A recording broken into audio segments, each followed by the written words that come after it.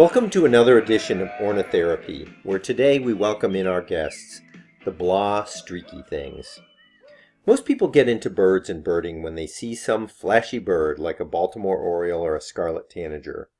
But once you're hooked, you start to realize there are some ID challenges out there with birds that just don't seem to have any field marks whatsoever. That's right, the Blah&Streaky things. Now, I'll admit that if a bird is backlit or it's getting too dark to see any field marks, any bird can turn into a Blah&Streaky thing. But today we'll go over 6 species that tend to give me the most trouble. 4 of them are females: house finch, red-winged blackbird, brown-headed cowbird, and house sparrow. The other 2, eastern phoebe and song sparrow, are sexually monochromatic, so both males and females are blah and or streaky. Because blah and streaky are in the eye of the beholder, today we won't really try to set up a dichotomous key to tell these species apart. We'll just run through them one by one and touch on the most important field marks, if you can find them. The house finch is found throughout North America, but in the eastern U.S., where it was introduced, it is typically more common around human habitation. The females are really the epitome of blah and streaky. The first field mark to look for is the pronounced conical bill. This is clearly a finch. After that, we're into relative degrees of blah and streaky. Note that the face is very plain. There is no eye ring or eye line, just very fine streaking. The breast and flanks are streaked, but the streaking is diffuse and muted. The back is blah brown, and there is just the slightest hint of wing bars. Red-winged blackbird males are distinct and easy to identify, but a common question I hear is, what is that big sparrow right next to the male red-winged blackbird? That's because the females look totally different from the males, kind of like a big sparrow. They're not so blah, but very streaky. In fact, the pronounced streaks on the breast, flanks, and belly are the best field marks for the female red-winged blackbird. But also note that many individuals have dull orange feathers around the chin and face. Also, the bill is noticeably long, sharp, and pointed.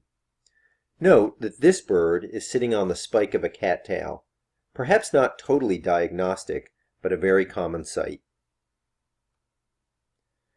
The female brown-headed cowbird isn't really streaky, but definitely brings blah to a whole new pinnacle. She's built for camouflage. No field marks at all, nothing. So how do we identify her? The bill is a good characteristic. Cowbird bills are sort of intermediate between other blackbirds and finches. Not long and pointed, but also not conical. After that, it really is the lack of field marks that gives them away. No streaking, no wing bars, no eye ring, no eye line. Cowbirds are typically found in open habitats, but during the breeding season you'll find them in forests looking for nests to parasitize. The house sparrow will never be found away from houses. This is usually a good starting point. Although female house sparrows are pretty blah, they do have a couple of field marks that are helpful for their identification. First, their conical bill is typically yellowish in color, especially at the base. Second, they have one distinctive white upper wing bar. Females also have a noticeable white line that extends from the eye toward the nape. They're not streaked on the breast, but the breast is blah and gray, generally with a noticeable contrast between the reddish-brown wings. Song sparrows are the most common sparrows of the Northeast, found in a wide variety of shrubby, brushy habitats. They are more streaky than blah, and males and females look alike. The most prominent field mark is the streaked breast, where several of the streaks coalesce into a central shot mark. Other sparrows can show this pattern, but use Andrew's law number 19. If you see a central shot mark, it's a song sparrow, unless proven otherwise. Song sparrows also have conical bills. They're a little less prominent than cowbirds, house finches, and house sparrows. In the east, song sparrows generally are warm brown on the back. They also have a pronounced malar streaking, lines that run from the base of the bill toward the sides of the breast. Compared to other sparrows, they have relatively long tails. Finally, the eastern phoebe is the last of our Blah&Streakies. This is another blah, but really not so streaky. They have dark brown olive back that contrasts with the light gray breast. Their head is noticeably darker than the back and can sometimes look almost black. Note that like other flycatchers, the bill is broad but narrow. Often the tail bombing of the eastern phoebe is one of their best field marks. Phoebes like to nest on human structures, eaves, bridges, and tool sheds. Now, if you're totally stumped, you may get some clues based on vocalizations. For example, house finches give a variety of high-pitched chirps.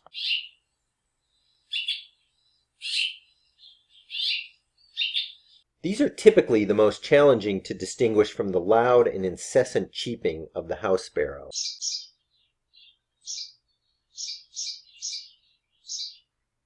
Brown-headed cowbirds actually give a very distinctive chatter call that can be helpful in ID.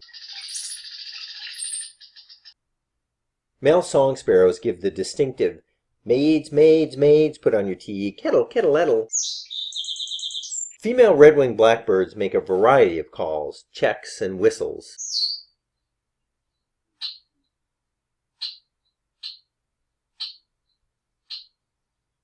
And eastern phoebes are the classic namesayer.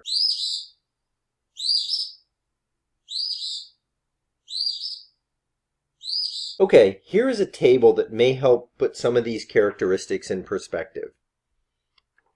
As usual, this is a good time to pause and study this for a minute. Again, remember that you can't really differentiate these species with a dichotomous key because one person's Blah&Streaky is another person's favorite bird. But when you're faced with these ID challenges, it can be really helpful to hone your identification skills. Start to look more closely at the bill, the wings, the breast, the behavior. Listen to any vocalizations that the bird is making. Really thinking through exactly what you are seeing and studying rather than immediately jumping to the book or the app or the camera can improve your ID skills immensely. I hope you've enjoyed this week's guests, the Blah&Streakies, and we look forward to seeing you on the next edition of Ornithotherapy.